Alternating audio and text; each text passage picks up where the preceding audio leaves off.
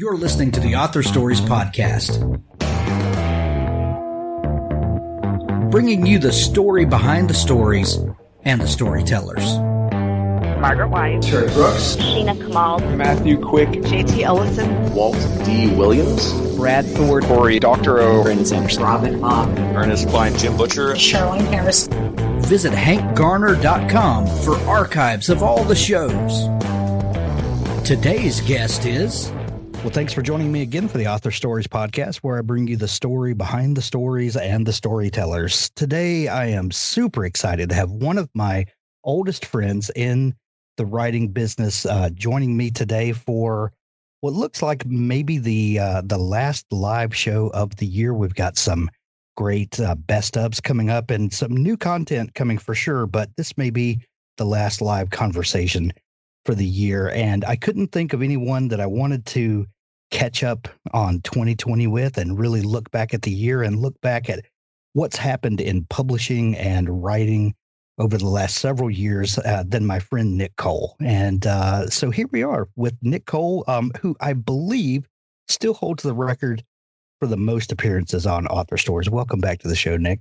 Thank you for having me. That makes, being the Alec Baldwin of this show but you made my day because you said I'm your oldest and best friend. And I think in the world and the business of writing, that is incredibly rare for authors to actually be genuine and friends and especially after, this season and the year that everybody's had and then politics, it's, writers are passionate people and they go around stabbing each other in the back left and right. But you're absolutely right. I think I have known you since about 2013, 2014. And we've always had just a pleasant time. And I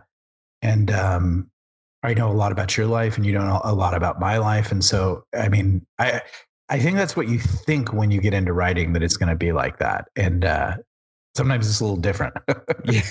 Well, I just look back as you were talking because I had to verify, but you were episode 4 of the podcast, episode 4. And when this one airs, this is probably going to be episode 1021 or so. And we'll go back to episode 4. That's quite an accomplishment. You were just a baby. This show should really be me interviewing you.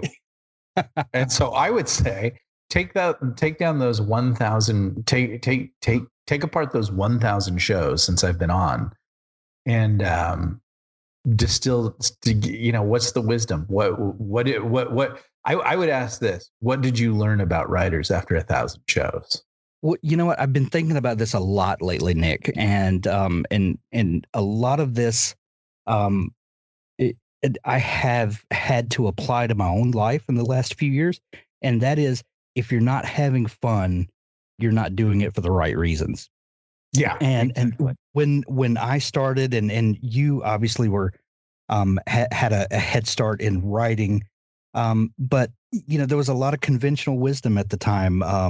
Publish fast, publish quickly, publish a lot, and it kind of didn't matter. Just put a lot out there, and over the last few years, a lot of that conventional wisdom has kind of shaken out, and a lot of those people that espoused a lot of those early ideas are gone now. And it's interesting to look back to see what the landscape looks like today compared to then. Yeah, I started off in post-apocalyptic fiction because I liked to envision the end of the world. And I think, career-wise, it is interesting. It's that same sort of fallout, the Twilight Zone episode, all the books in the world. As you like, when you said that, I was like, okay, I remember at the time when I first started as an indie, 2011, it was Amanda Hawking, it was David Locke, and a few others. And you don't hear about them anymore. You'll hear some names kind of surface that have still been in the game, but even some big names have kind of bowed out. And you're absolutely right. And that was a thing my dad always said to our family, which is, if it ain't fun, we ain't doing it. Yeah. And you can get into publishing because there, in 2011, there's gold in them thar hills. And everybody, I remember I got on Newbie's Guide to Publishing, which is Conrath. Yeah. And, he was talking about his earnings, and he was making $69,000 after republishing his backlist every month. And, I started out with my first book, The Old Man in the Wasteland. I was like, I can do this, and I think everybody does, but I didn't think that, you like writing when you first start out. It's a lot of fun. But as the model changed and the model grew, and you had to get, what my writing partner in Galaxy's Edge and I talk about, Jason Anspach, which is, staying on the back of the tiger. The worst thing that can sometimes happen to you, and it's the thing that you want to have happen, which is success.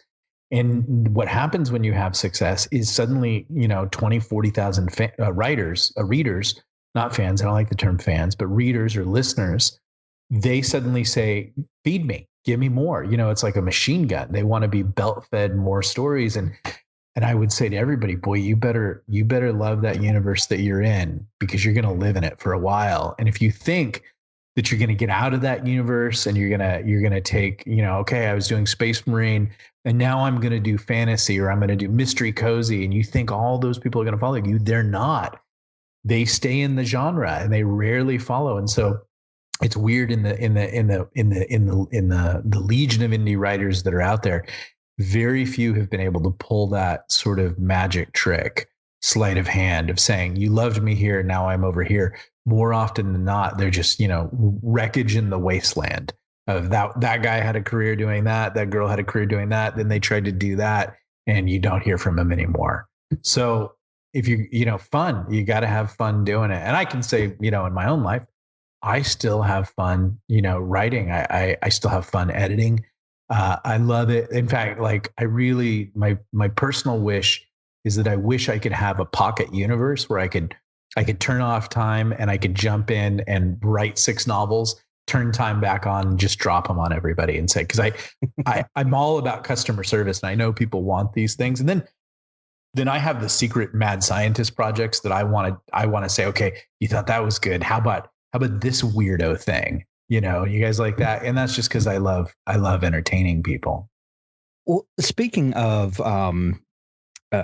what you were talking about stopping time, I remember a few years ago when you and Jason were first launching Galaxy's Edge, that you did this interesting thing where you started teasing out this thing is coming, this Star Wars, not Star Wars, and but you held off. You had a couple of things finished, but held on to them. Yeah. And kind of built the anticipation for it so that when you did launch, you had product that you could launch instead of just finishing something, throwing it out there, then rushing to do another one, throwing it out there and, kind of letting the chips fall where they may. It was almost like you were intentional about what you were doing, which flew in the face of the ideas of indie publishing that were going around at the time. Did you foresee that Galaxy's Edge would be what it is today? And, was that intentional that you guys were being, planning ahead of time instead of kind of what else was going on in indie publishing? Yeah, it is interesting. I remember in those heady days of, 2011 to 2017 Amazon, there was even a big noted, the indie bestseller guru guy, we all know his name. And I remember him saying, I just wrote a story in 2 hours and I hit publish. Right. And I think that was all contrived on the part of Amazon to show everybody that you could publish that easy. But it's not a good idea. And it was okay then. You could get a hit out of one book and make a pretty good living for a year off that book, if not more. Remember Andy Weir's The Martian starts off as an indie book and he does pretty well, and so it's out there. But I would have, Jason and I had been in another project that had fallen apart. And Jason came to me, he's like, I want to write this project and I want to write it with you. And I'm like, okay. And it was a very exciting project. And so we started putting books together and Jason created a subscription method where people could kind of get access to the content. We could try to grow an audience because we knew that the algorithm had undergone a change. When we mean for people who don't know, the algorithm that runs Amazon and how it suggests books and products to you. And we knew that it was, things were changing. It wasn't the get 25, get 50 reviews, get sticky, all the magic voodoo we all used to think that probably was true for a few months. And then Amazon refined and changed it. You've got to get 600 reviews, and you'd go out and get 599 of your writer friends to give you reviews or whatever. We knew that the algorithm was starting to, it had developed enough of a reader base that it had begun to really identify the type of reader, and that if you could get into that sort of group of readers and you could deliver to them in a rapid manner, you had the potential to really hit it. Obviously you got to write a good story. Obviously you got to have a great cover, all those things. But it was not until I had a meeting with a science fiction author, Richard Fox, who I think you've interviewed him, right? Oh yeah. Richard's a great friend. Richard's a great guy. And he said, listen, this is how you do it. And he was kind of the one that hipped me to the rapid release method. And then there was Chris Fox, who Richard learned from. Neither of them are related, right. But Chris Fox was a data scientist, and he said, listen, there's a secret here to understanding the algorithm and selling it. And once you capture it, once you're on it, then these things happen. So until the month before Galaxy's Edge was finished, our intention was, the first book and the second book was just to drop these and see how things went. And if there was response, then you would write more books. And that was really, like most people forget, that was really how it kind of worked. Write a book, see if everybody likes it, then sit down and write another, and it wasn't like, write it in 30 days. It was like, 6 months, a year, and those kinds of things. And the algorithm, like if you can keep feeding it content, it will keep pumping it out to these people who like you. So we decided, I think it was like March or April, that we were going to go ahead and jump on the back of the rapid release tiger with Galaxy's Edge. And we said, let's start stacking books. And we launched in June. And as the first book hit, and it really hit hard, we said, we got to do a book a month now. And so we had a little lead, but we didn't have a lot of lead. And so we just, for a short period of time, for about 6 months, we just started cranking out novels and staying on. It was very hectic. It was very stressful. I think both Jason and I had, moments where we kind of short-circuited brain-wise and what's reality, what's real life. And, Jason was working a regular full-time job at that career at that time. And I had Nicole's career, which I had to go with her to LA every night, and acting and things like that. And so that was, so it was a really big commitment, but we did not know that the rapid release method worked. People had told us it worked, but it wasn't widespread. And then we did it. And I think we did it, very successfully. And then suddenly new crowds came in and sort of new cults came in. And then it became, I think what the first question was about happiness, it became two new things that happened. Writers who had written other books that may or may not have been successful started to do a new thing where they said, okay, what's successful? And I'm going to jump on that and I'm going to rapid release. And so genres started getting blown out by people who didn't love it and were just dropping junk into the market and trying to draft on it. And at the same time, kind of killing the genre as fast as they could. So it was a wild time. Absolutely. Nick, Galaxy's Edge has grown to, an entire universe, if you will, that spans across 4 different eras now, if I'm not mistaken. Yeah. How are you guys opening yourselves up to allow this story to keep growing and for the universe to keep growing? And what are you guys doing to keep the material fresh and to keep pushing boundaries? We were deliberate about the story and conscientious about the maintenance of it. So what we never wanted to do was, okay, now we blew up the big death ship in this one. And so now that has to be topped.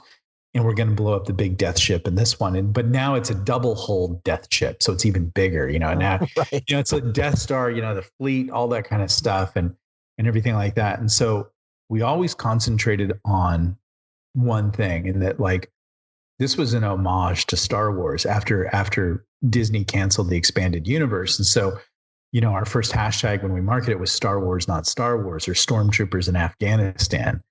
What we wanted to do was be intentional about that storytelling. And so whereas Star Wars is the battle for the Jedi soul, Galaxy's Edge is the battle for the Legionnaires soul, which is the Stormtrooper. And so it really is a people piece. It is a lot of action. It's very Star Wars feel and tone and nature, very military, not a lot of Jedi voodoo mysticism. And we looked at things that Star Wars did that I think now, if you kind of look at what Star Wars is doing and trying to rebuild the brand, is, we didn't get into everybody is related to somebody and somehow. And, right. It's very much a living, breathing universe. And so we don't have any sacred cows. We have characters that people love that have died. We always stay true to the storytelling instead of trying to do something for the sake of doing it, or something false. And I think that the filter that Jason and I have is that we discuss everything, and sometimes several times a day and several times a week as we develop plots, as we both write things, we go through each other's work. Jason's got an excellent mind. Like I'm a little fudgy. Like I'll forget that we did something, or I'll be honest. Sometimes I want to do something for the sake of doing things, and Jason will say that's kind of hacky. And I've learned to listen to Jason. I'll be like, yeah, you're right. That's a little shameless or whatever.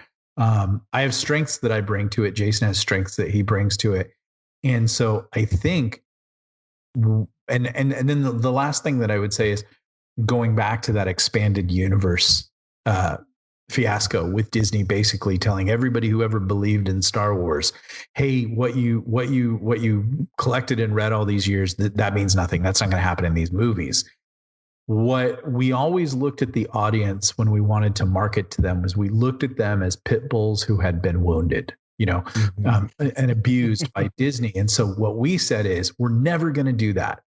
We're never going to do a cash grab. We're never going to do Star Wars babies. We're never going to, we're going to keep it true to what it is. And so that guides every decision. And it's weird. We get business offers all the time. We got this guy who wanted us, he wanted to produce some alternative media content. And, he's like, oh, and I produced these other things, that really weren't Galaxy's Edge and were actually quite offensive. And we just said, no, that's not something that we're going to be a part of. We've had people, and it's just, we won't do anything for money, because we always go back to, we got to take care of the readers and the listeners first. And, we've turned down money. And so we just had a Hollywood meeting 2 weeks ago, and they said, what are some of the impediments to us bringing this to studios? And I had to say something honest first. I said, I'm the biggest impediment, first off. And they said, well, what do you mean by that? I said, well, I'm very politically active for a certain party, and I'm very opinionated about that. And I don't, I'm a constitutional conservative, and I'm all about truth and free speech.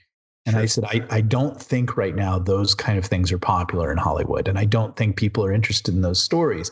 I said, also, we tell pro-military stories. And this is a point that Jason makes and hammers in repeatedly. And he made it better than I did. But we don't tell the military story, which is very typical in Hollywood, which is you went off and you fought in the military, and your friend got killed and you're wounded, and now you should feel bad about the military industrial complex.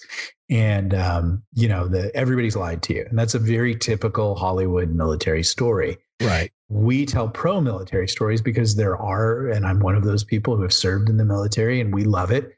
And it was a great experience. And there are dudes that love it even more at higher levels. It's not everything is a bad experience, but Hollywood loves to dive in on sort of that Charlie Sheen platoon character.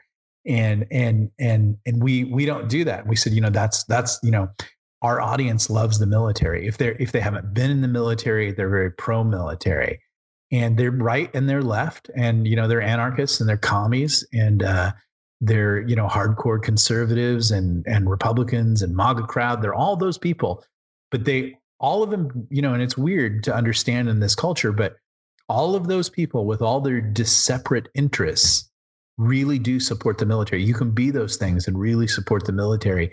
And they don't want to see us coming in and having Hollywood take the story and, make it Platoon in space, and make it, and lies and the government.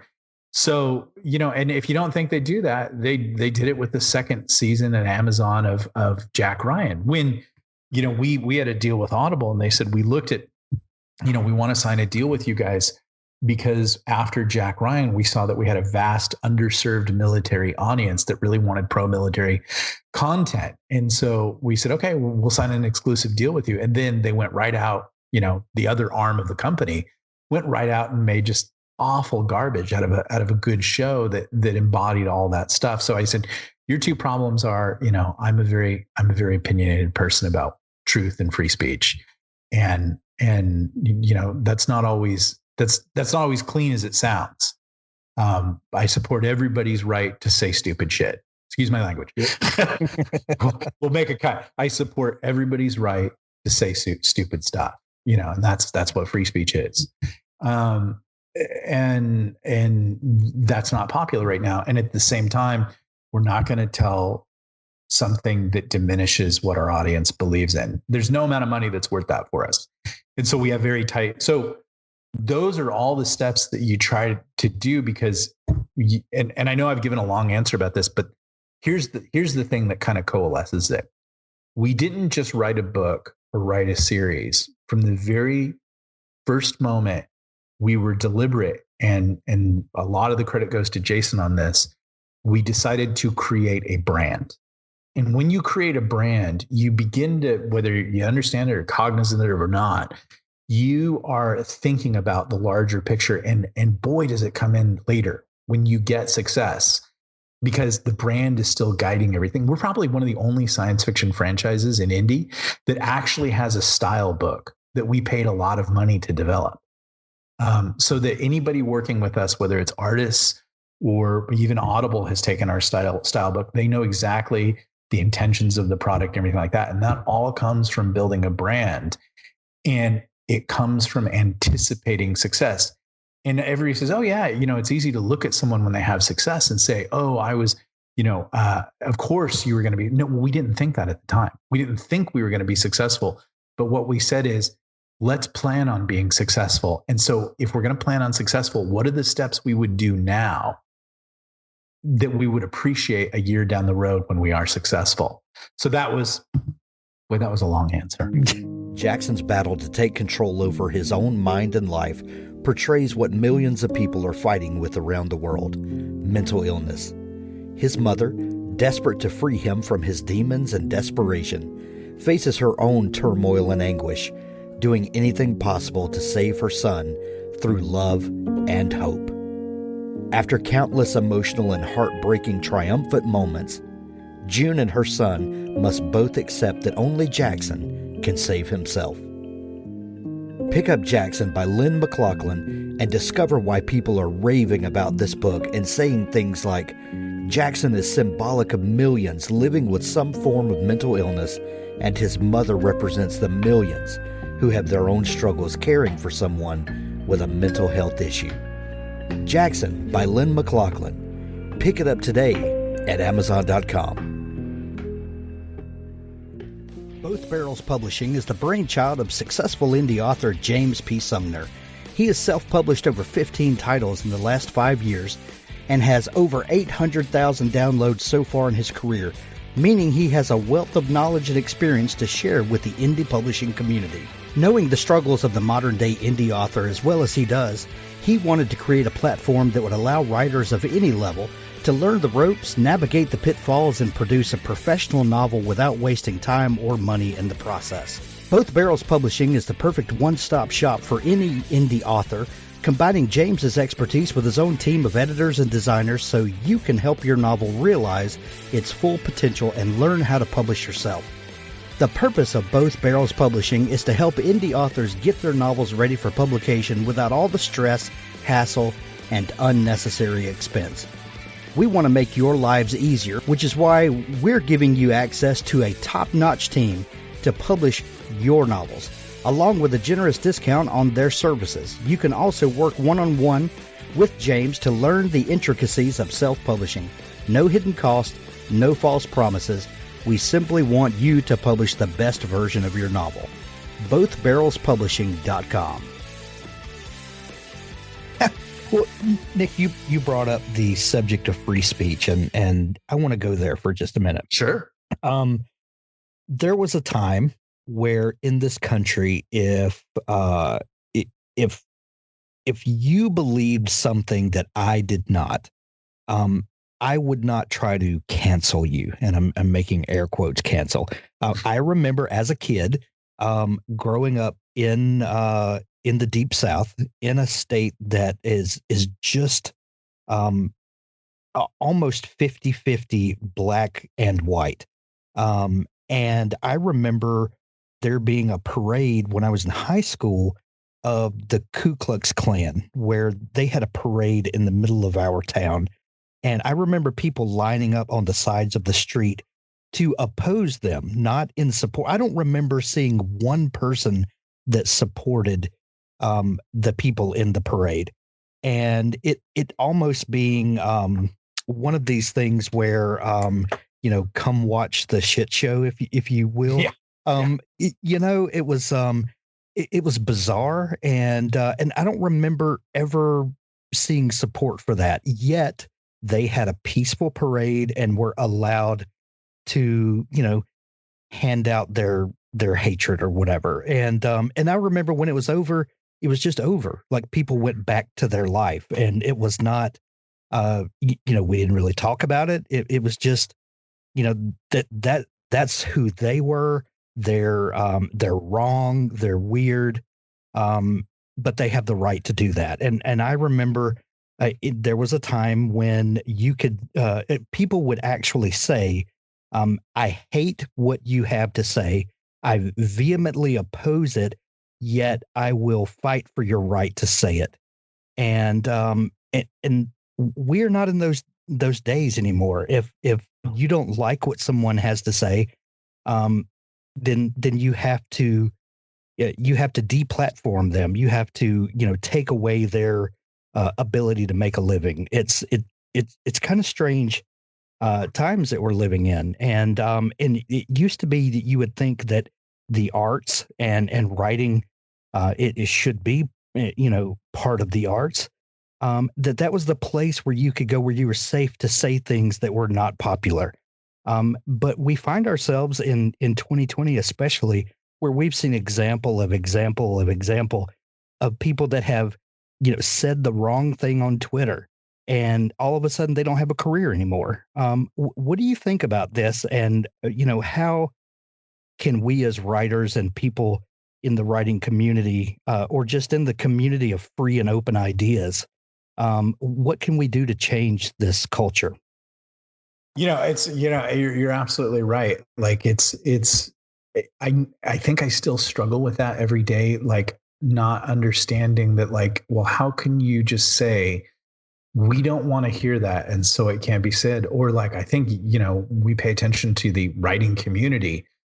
And you'll see, and it happens in YA a lot, or it happens over in romance. And someone said something that I didn't like, and so now they're canceled. And I've seen it, like, where, someone tried to write something pro, I've seen it in the YA community, and another person came in and said, you don't have the authority to write that, and so you're canceled. And the person apologizes.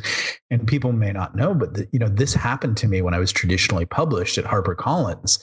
I wrote something in a chapter in a book called Control Alt Revolt, and they were so offended by it. They said, you need to change this. And I said, well, I don't want to change it. It's part of the story.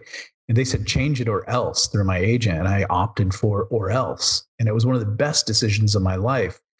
What can you do? You can't change anybody. Like, people are going to do what they're going to do. And I think it's only going to get worse, because I think big tech has now just proven the ability to silence anyone and anything that they don't like or agree with. And they have, such a culture that's interested in shutting these things down. But having said that, you still You still play it's like, you still play the game on Friday night, even when the other team is better than you. You play for the hometown team. You play for truth. You get up there and you speak and you keep doing it until they shut you down. I've been canceled and I still sell a lot of books. There's a bigger problem for me, and it's the writing community itself. All the writers, the first thing I would say is all the writers that I know, like you, I cultivate them and I cultivate my friendships. When I do a podcast like this, or sometimes I'll kind of guru about publishing and I'll say something on Twitter, and I'll give like, here's some things that you can do to get more sales or things like that. And I have the street cred to talk about that. And someone will follow me and I can tell, like they'll have the typical things in their bio, New York bestselling author, and you're like, no, you and 25 of your friends did an anthology and managed to get 10,000 sales. You're not really a New York, time. There's all these tricks and cons. And then they'll actually pay attention to my Twitter feed, which Twitter is my dumpster fire. Twitter is where I go. It's everybody's dumpster fire. Yeah, and they'll be, oh my gosh, I can't believe you're such a bigot, or like, it was funny. Someone left a review for Control Alt Revolt, and I love Nick Cole, but it's amazing finding out. It's like finding out your favorite uncle is a neo-Nazi. It's the emotional children's guide to everyone I don't like is this name. And that's not free speech, but in the writing community, I have never, and you and I both know people and stories of when the community reared up and slapped somebody down and drove them out of publishing. Oh yeah. And sometimes it wasn't even for anything legit. Sometimes it was just to save their bacon on an issue, or we knew that this problem was always there in the writing community because we'd all write a book and then you'd get some nasty review and it just smacked of another writer trying to take you down a peg, thinking that somehow they're playing with the algorithm. But, we knew that not KDP, but what's the Amazon sort of social media group? The Kindle K-boards. Yes. That's a dumpster fire. Yeah. And I've not even thought about keyboards in years. I know, because it was so toxic. It drove you away. Right. But here's the realization I came to, because I used to have all kinds of writer friends and then I started getting rid of them because they're leftists. Generally, writers tend to be leftists. And I have no problem with that. But what I had a problem with them is one thing, they would show up in my feed and be shitty and say, not nice things. And we know now that, social media is effectively using a credit score system. And so they'll sort of like report your posts and try to silence you. And then they'll get together with other writers. And I've observed groups like just, people who I thought were my friends really talking nasty about me because they didn't agree with me politically because I supported Trump. I like Trump. He's a lot of fun. But I like to cause trouble. And Trump is, trouble personified. But I like the things that he's done. And, there's not everything, who likes everything that everybody does? It would be insane to think that you like everything you would be like in a cult if you thought the person in your party did everything right. Everybody does something wrong. But some of the things that Trump does with capitalism and deregulation are things I'm really a big fan of, and judges and things like that. Does that make me Hitler? No, but to that other side, when they don't like you, the national dialogue has become, if you don't agree with me, then you're bad. And it's so heavy in the writing community. But here's the thing I would really say to everybody, and it's maybe something, last conversation of the year. It's something that you might want to think about because it was a bolt of lightning out of a blue sky. When one day I realized, why am I friends with writers? Because writers don't buy your books. Right. And writers don't sell your books. And, you can listen to this podcast if you want to get better at writing, because writers come on here and talk about it. But if you think that those writers, it's, when you first start out, we all get into it. Michael Bunker got me onto Facebook. And he's like, I read your book and I think you should be on Facebook. And suddenly I had this huge, friend circle of a lot of other writers. And I think initially there's something nice about that. You can all encourage each other and you can all talk with each other. but it's so toxic now. And we know writers who just hover over social media all day instead of doing what you should do, which is work. But I would just say, here's what I learned about social media. You don't actually sell books on social media. You curate your audience. So everybody who liked Galaxy's Edge, I want them to find me on social media because that helps me select my audience. It helps me get in touch with them. They want to ask questions about the books, not other writers. Writers don't do anything for me and I don't do anything for them. And I don't want to read their books and they don't want to read my book. And, a new writer will call me up and say, can you stop everything that you're doing? And I make, if I break down my time, I make a lot of money every day writing. And they're like, can you read my book? And you're like, I really can't, and then there's negative things about that, or it's just how writers are awful people. And I'm an awful person and all writers are awful people. And the reason that they're awful, a lot of us, like we are nice, like Hank is a very nice person, but there's some devil in Hank and there's some devil in me too, because guess what we have to do as writers? We have to play both the devil and the hero.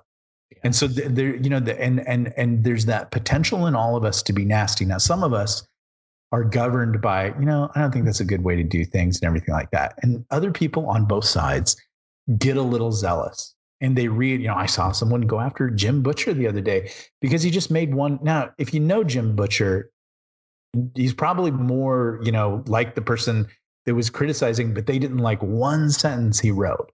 And so therefore Jim Butcher was to be banned. I'm like, I don't think you know Jim Butcher. Right. I'm not saying he's this guy, but I'm not saying he's the guy that you're saying he is, but it's that scanning for offense thing and everything. And so I would just say to everybody going into this new year, really look at your associations with writers. If you're a writer and look at, is that doing anything for you? Yes. As Raymond Chandler said, writing is a lonely business, but maybe it's supposed to be that way. Maybe you'll get more work done. And to your point, impressing other writers or looking for accolades from your quote unquote peers is a lot less productive than going out and finding your readers. Exactly. Finding your readers are what will sustain you long term, not the pats on your back from other writers. No, and if you think any writer is ever happy for your success, they're not. Right. Because they wanted that success. I mean, now that we all like, oh, congratulations and everything like that, but they're, we're all trying to do a good job. So it does, like, it's weird. I went to a writing convention. I don't go to them, but I wanted to check this one out and I wanted to hang out with some people, and everybody at the convention, everybody speaking at the convention, everybody sitting there, the crux of everything that I heard was, I did these 10 steps and then I quit my job. And I was like, that's not what writing is about. And I don't know that you should be in a community that's reinforcing that.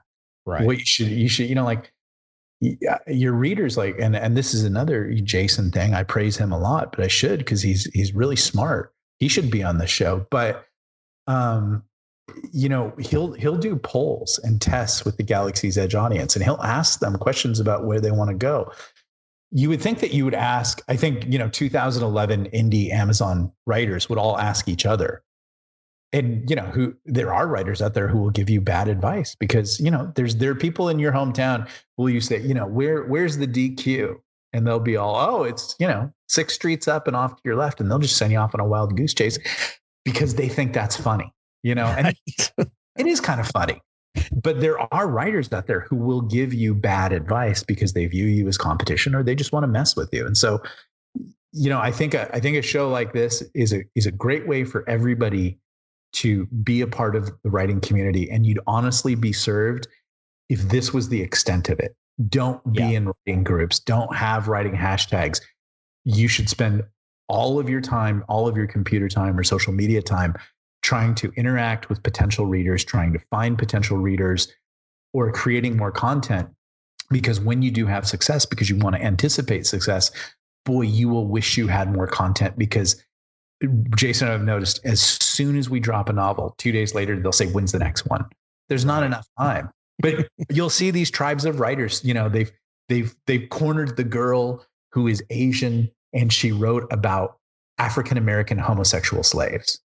And the other community said, "You're Asian, you shouldn't be writing about that. You're canceled."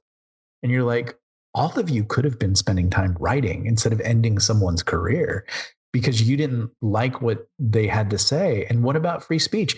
Anybody can say anything that they want. Now, not everything is good to say.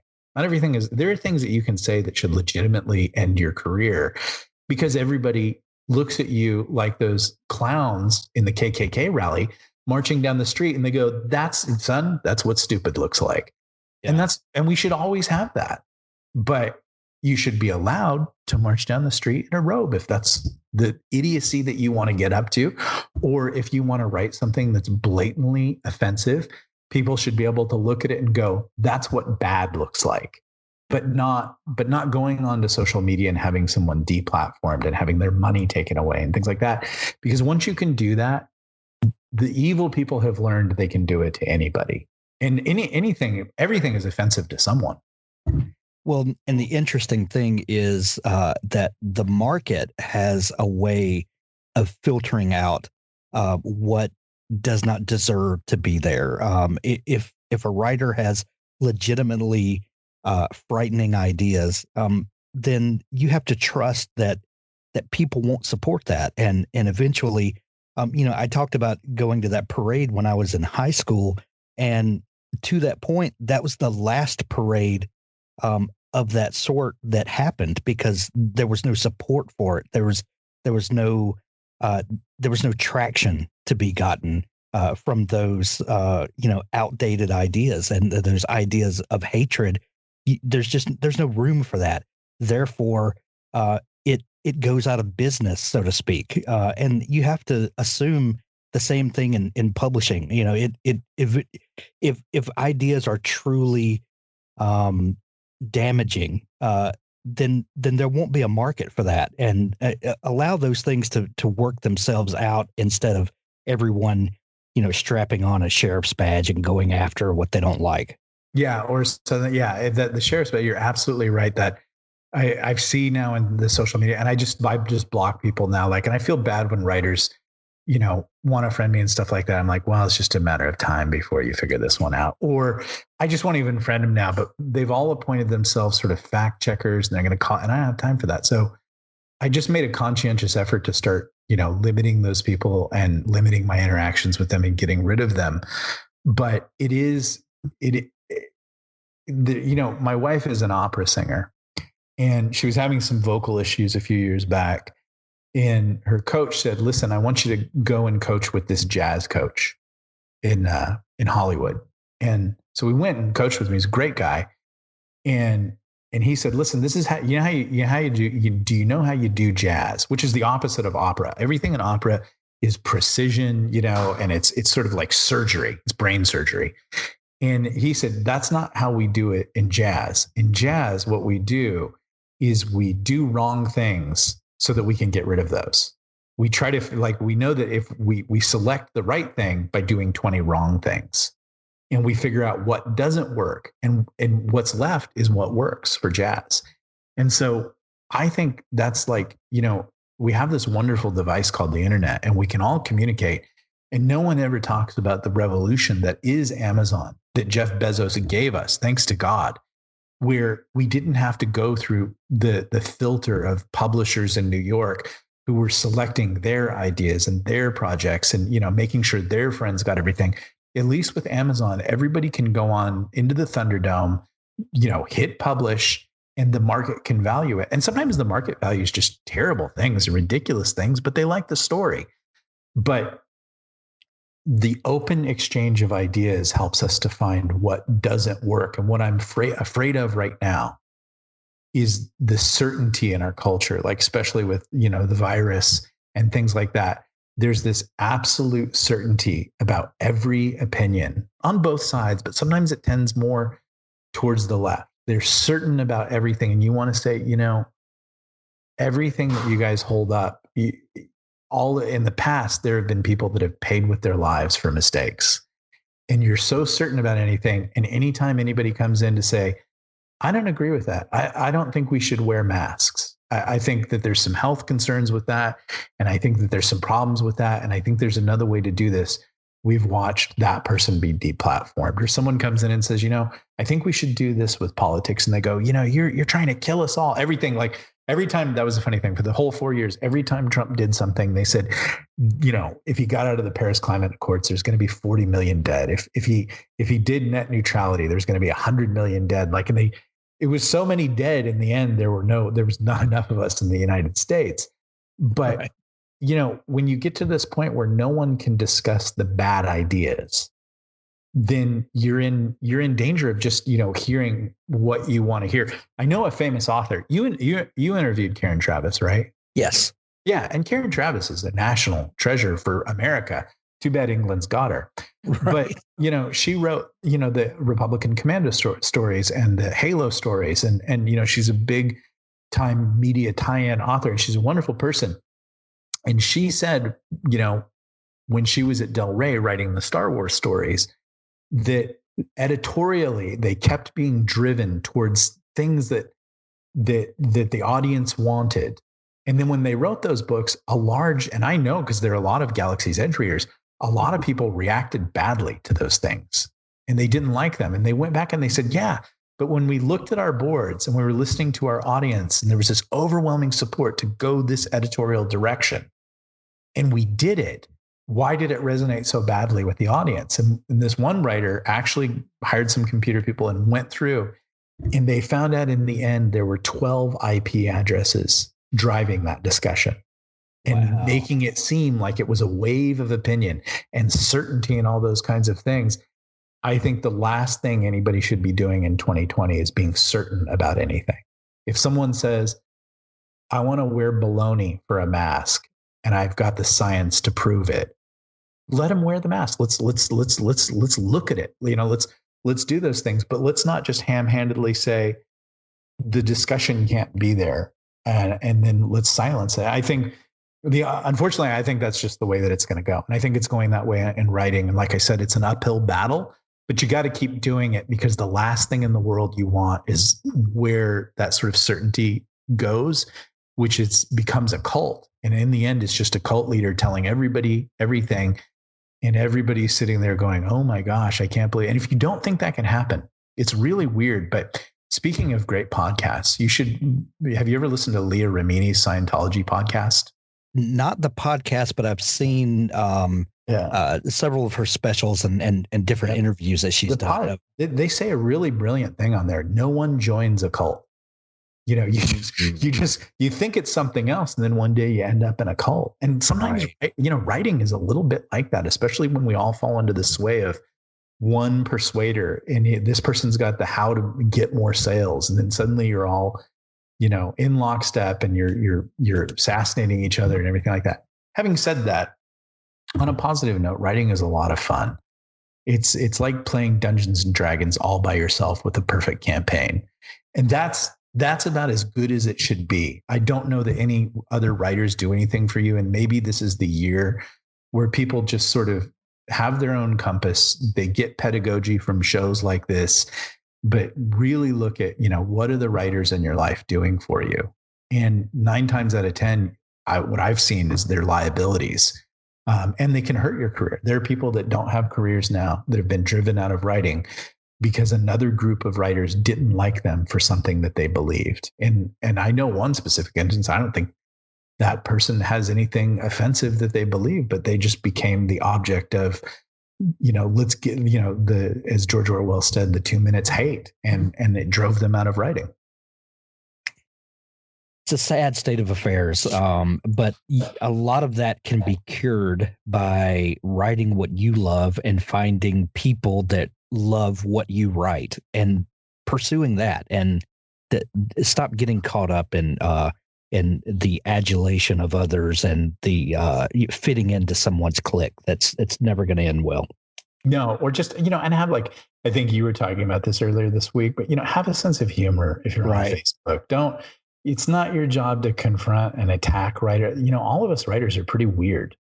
Yeah. And if you, just let them be. And, I don't know, but this desire for all of us to approve of everything that's acceptable and to disapprove of everything that's not acceptable.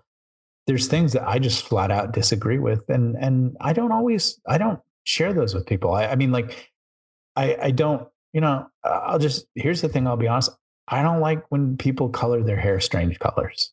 I think it's a sign of mental illness, but that's just my opinion, and I could be wrong with it. But when I see someone who does it on social media, I don't feel the need to jump in there and tell them that they're working something out in their lives and it may be helping them, and I may be wrong. And the reason I use that is because I see the example coming the other way where someone says, you vote this way or you feel this thing. And so you're wrong and you need to be confronted and, your books are trash, all this kind of stuff. And it's like, I have those things too. As passionately as you feel about that, the person you're usually attacking has that same passionate feeling. It's just what we were taught long ago is it's not your job to go around and tell everybody. But it's weird. The internet kind of gave the sheriff's badge, like you said. Well, Nick, it's the end of the year. We were talking before we started recording about just this sense of, I'm kind of exhausted at the end of this year. This has been a crazy year. I had COVID back in February. It took a lot out of me, and I'm back in the fight. It didn't take me down. A lot of other people have had it. There's been, politics have been all over the place. We're at the end of a year where we can reflect back on what we've accomplished and kind of gear up for a new year to come.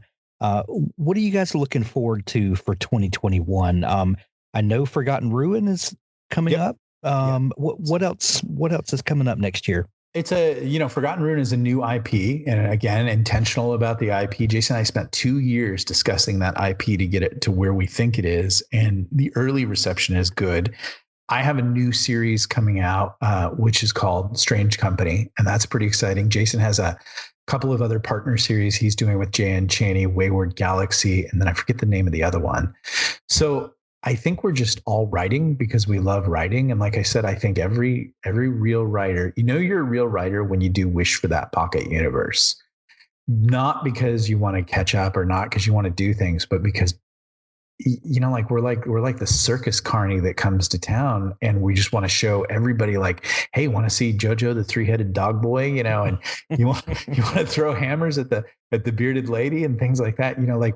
I think, if you get a thrill out of entertaining people, then that's what writing is.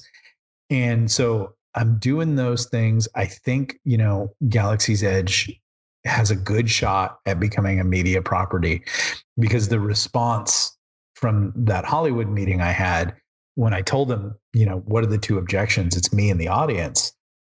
We had another discussion and they came back and they said, what we see in the culture is that there's 50% of the money being left on the table because there are people that, the mainstream would consider, deplorable, and they're not being serviced and they have money and they work hard and we'd like to have them give us that money. Right. So I think Galaxy's Edge has that as a pretty good shot.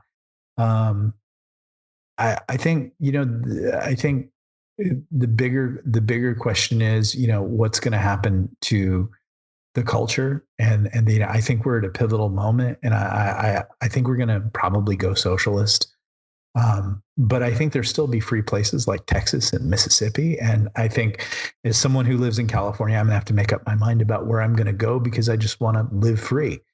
And so I write every day, I work out every day, I do my philosophical work every day. I only wish that I had more time to tell more stories. I think the audiobooks are about to get huge. And I think that there's a good chance that indies are going to break into the film market this year, especially people who've taken the time to make IPs and good series and stuff like that. Because when you look at Netflix and Disney, they're both in a spending war right now, and they both need content. I know a lot of content's being bought up, and, Hollywood's mainstream and they always want to, take care of their people, but now the scouts are starting to circulate out into indies who are really the only ones producing content right now and selling it. And so I think you could really see some groundbreaking, alternative, fun shows, because I think one of the primary things that makes indie writers great is that, like, the first thing that we have to do is entertain and have fun. And people accuse us of writing like cheap, not important novels. And they're right. Like, we're more interested in showing people a good time than writing the important, trade pub groundbreaking novel. And so what TV and streaming and film, it's all about fun stuff. So I think this, if not this year, maybe, but maybe next year, I think you're going to see the indie move into the streaming space, and you're going to see actual, products out there that really came solely from the indie community. And that'll be really huge and groundbreaking. More Galaxy's Edge coming up next year. Yeah, we've got we start season 2 in May, and I think we've already released it, but R.C. Bray is back for season 2, and that was a big fan request to have him come back. We've got probably about 6 novels for Forgotten Ruin. We're going to dive back into the Savage Wars, which Stephen Lang recorded for us last time around, and that actually won the Dragon Award at Dragon Con, so that was pretty exciting. And more Tyrus Rex stories, and Galaxy's Edge is a living, breathing universe. And we talk to people. People send us pitches. We weigh those pitches out. We always look at how can we grow the universe the GE way. We weed out some pitches where people come in and they'll say, I've got this story, but it could be repurposed for GE. That we're like, we're not interested in that. Or they'll come in and try to, sell us the groundbreaking story that they think, Galaxy's Edge needs. And it's like, well, it's not very canon. So what we're seeing now is like people who read Galaxy's Edge, they're sending us pitches. Like we just got one today from a really fun up and coming author, Christopher Denote, who's a U.S. Air Force colonel, and he actually publishes with Bain, and he's a reader of GE, and he just sent us today a fantastic pitch, and it was so involved. I felt like I needed to stand up and salute. It was so great. That's fantastic. I can't wait to see what's coming up next. I've been, a Galaxy's Edge fan since the announcement, several years ago, and totally excited to see what's coming up. I'm really excited about Forgotten Ruin. I can't wait to see what you guys are doing there. Nick, absolutely a pleasure to catch up with you. It's always fun to hang out for a while. Tell people where they can find you online if they want to dig into all the amazing stuff that you're doing. I think the best place, I'd like you to get into the novels. So go over to galacticoutlaws.com, which is Galaxy's Edge. And check out there. You can check me out at Nick Cole Books. That's an array of my books. I've got some fun, different, interesting books over there. If you kind of have figured out what I am politically, jump on Twitter and you'll find me. Facebook, I think I'm more on Facebook. I tend to provoke and just ask interesting questions or post things, but in all of these things, and it's the thing I would say to everybody, I'm never mean to anybody. I never humiliate people for their ideas. I do. If I think you're a clown, I think you should have the right to march through that city street and let us all see you as a clown.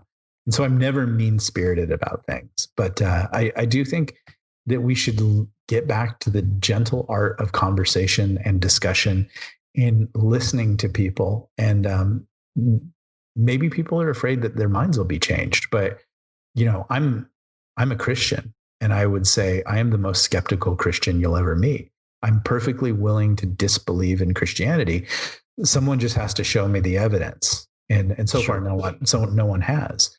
But I think we should all be that. Like, just be skeptical about your beliefs, because if your beliefs are true and you believe, that Trump is the devil, then he's going to be the devil. He's going to prove, that he's El Diablo and horns will grow out of his head and everything like that. But just, don't feel that and the other side, don't feel that you need to shout someone down because Kamala is a terrible president. Just listen to their argument, and we're all we've got. I would say this is the last thing I would say, and I would say this to the American audience. We're all we've got. All of us, as weird as we all are, and as disagreeable as we all are, we are all we have. The rest of the world hates our guts. Just like just like those writers, no writer's happy for your success. America is the most successful nation in the world. And if you don't think all those people would like to see us in poverty and ruined and, second and third fiddle and getting our comeuppance, they will. But I can tell you this, the people in Texas or Mississippi or New York or California, they're probably more for you than those other countries would be. And, I would love for this to be the year when America stops going to war on itself. We can go to war on the politicians, but let's at least have the decency not to annihilate each other. Well, and remember that no matter who you disagree with, we all watch Christmas Vacation because we want to see crazy cousin Eddie. Let's be honest. Exactly. Yeah, exactly. Yeah, we don't hate each other. We just hate each other's ideas. That's right. That's right. Nick, thank you so much for taking time to come back on the show. Thank you for being one of my oldest friends in the writing community, and keep putting out awesome stuff. Thank you, brother man. A hitman with a conscience. Ian Bragg is paid to kill people. Only bad people and not many, but for a great deal of money. Case the target. Make the hit. Move on. Until he meets the woman with sparkling green eyes who changes everything. A few pre-readers had this to say about Ian Bragg. Mark Dawson, million-selling thriller author, says a rip-roaring ride from start to breathless finish. Craig Martell hit a home run with The Operator. The taut, lean prose and lightning-fast pace make this a page-turner without sacrificing an ounce of story or depth. You'll find yourself rooting for the hitman main character as he faces the toughest decision of his career. The Operator is the start of a new thriller series I expect to see burning up bestseller list for years to come, says A.C. Fuller, author of The Crime Beat and Alex Vane media thrillers. Suave, romantic, and lethal, Ian Bragg is everything you want in a highly paid assassin. Can't wait to ride this train, says James Blatch, self-publishing formula. It's been a long time since I fell this hard in love with a book, a very long time. Author of Women of Wine County romantic suspense Terry Wells Brown says. Grab this book from Craig Martell, The Operator.